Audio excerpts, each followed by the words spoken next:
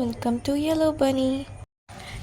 Paper വാങ്ങിയപ്പോൾ തന്നെ നമ്മൾ നല്ല എസ്തറ്റിക് ടേബിളിലൊക്കെ കാണുന്ന മാതിരി ട്യൂലിപ്സ് ഉണ്ടാക്കണം എന്നാണ് മെയിനായിട്ടുള്ള ആഗ്രഹം. അപ്പോൾ അതാണ് ഇന്നത്തെ വീഡിയോ. ഫസ്റ്റ് തന്നെ നമ്മുടെ അടുത്ത് ഈ പേപ്പർ കൊണ്ട് ചെയ്യുന്ന കമ്പിയൊന്നും ഇല്ലാത്തതുകൊണ്ട് ഞാൻ ഈർക്കലിയിൽ ഗ്രീൻ പേപ്പർ ചുറ്റിയെടുക്കുകയാണ് ചെയ്തിട്ടുള്ളത്. അതിന് ശേഷം വൈറ്റ് ട്യൂലിപ്സാണ് ഉണ്ടാക്കുന്നത്. അതുകൊണ്ട് വൈറ്റ് പേപ്പർ എടുത്തിട്ട് 6 ഒരേ വലുപ്പത്തിലുള്ള പേപ്പർ കട്ട് ചെയ്തെടുക്കുക. ഇങ്ങനെയാണ് കട്ട് ചെയ്തെടുക്കേണ്ടത്, ഇതിൽ കാണുന്നത് പോലെ. അതിൻ്റെ ശേഷം ഇതിൽ കാണിക്കുന്ന ഈ മടക്കലും ഒട്ടിക്കലൊക്കെ ഉണ്ടല്ലോ, അത് ശരിയായാൽ തന്നെ പകുതി ശരിയായി, അത് ശരിയായില്ലെങ്കിൽ ശരിയാവില്ല.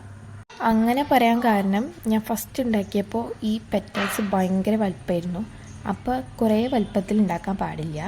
ഇനി സാധാരണ ഒരു പേപ്പർ എടുത്തിട്ട് ചുരുട്ടുന്നുണ്ട്. അതിൽ കുറച്ച് ഗ്ലൂ ഗൺ തേച്ചിട്ട് നമ്മൾ നേരത്തെ ഈർക്കിൽ കൊണ്ട് ചെയ്തത് നമുക്ക് ഇതിക്ക് ഒട്ടിച്ചു കൊടുക്കാം.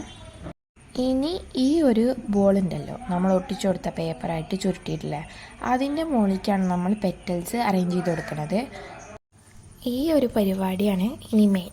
അപ്പോൾ നമ്മൾ പെറ്റൽസ് ഉണ്ടാക്കുമ്പോൾ 6 പെറ്റൽസ് ആണല്ലോ നമുക്ക് വേണ്ടത്. അതിൽ 3 ചെറുതാക്കി ഉണ്ടാക്കുകയും 3 വലുതാക്കി ഉണ്ടാക്കുകയാണെന്നുണ്ടെങ്കിൽ ഒന്നും കൂടെ ഭംഗി ഉണ്ടാവും. അപ്പോൾ ഞാൻ ഇപ്പോൾ ഉണ്ടാക്കിയതിൽ ചെറുതുകൾ 3 ഇങ്ങനെ ഒട്ടിച്ചു കൊടുത്തിട്ടുണ്ട്.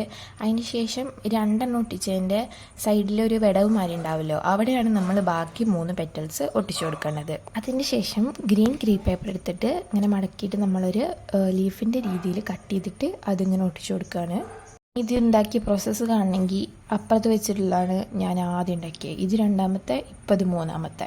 അപ്പോൾ അത്രയാണ് ഇന്നത്തെ വീഡിയോ. Thanks for watching.